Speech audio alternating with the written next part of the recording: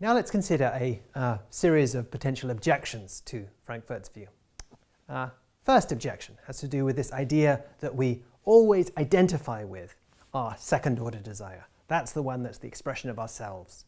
That's such that when we act consistently with our second-order desire, when it's a volition, we act, and we're not just buffeted around by circumstance. Maybe people could be, just as they can be alienated from their first-order desire, maybe people can be alienated from their second-order desires too. Consider an example. Consider Irma. Irma has been raised in a very strictly religious household, and she has given up on all that.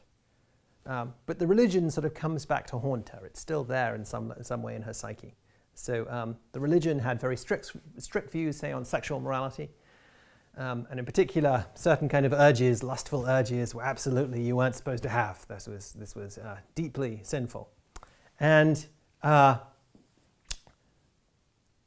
Irma, although she now rejects the religion, rejects her upbringing, wants to live a new life, can't help but, when she finds herself in situations that elicit the lustful urges, can't help but see that that second-order desire coming back, that desire to be the kind of person who doesn't act on urges like this, on first-order desires like this.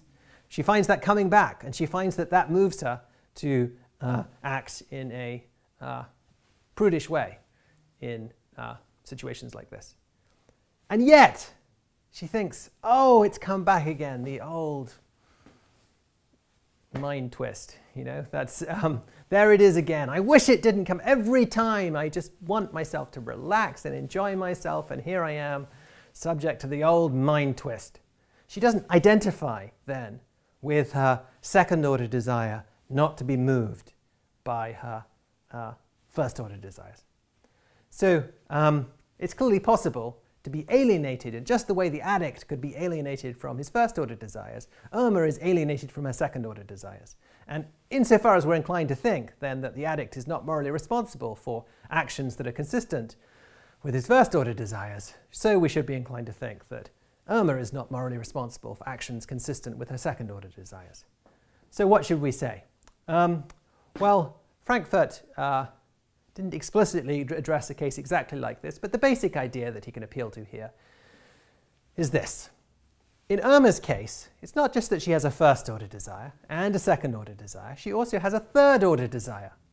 She has a desire not to be the kind of person who's moved by the desire inculcated in her by her strictly religious upbringing to not be the kind of person who acts on her first-order bodily desires. That's a kind of complicated third-tier desire. It's a desire about second-order desires. And in this case, that is the desire that she identifies with. And there's kind of a reason why she identifies with it. It's the product of her most recent act of reflection. When she thinks about the kind of person she wants to be, she gets this, it's the third-order desire that's the fruit of that kind of thought. And so what Frankfurt really should say then is not so much that we always identify with our second-order desires, as that we always identify with the desires that are the product of our most recent act of reflection. And sometimes that's going to be a second-order desire, sometimes it's going to be a third-order desire. You might be able to think of cases where that's a fourth-order desire or a fifth-order desire.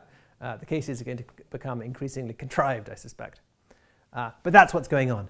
And so we're morally responsible for actions consistent with the highest order desire that's created out of the most recent act of reflection.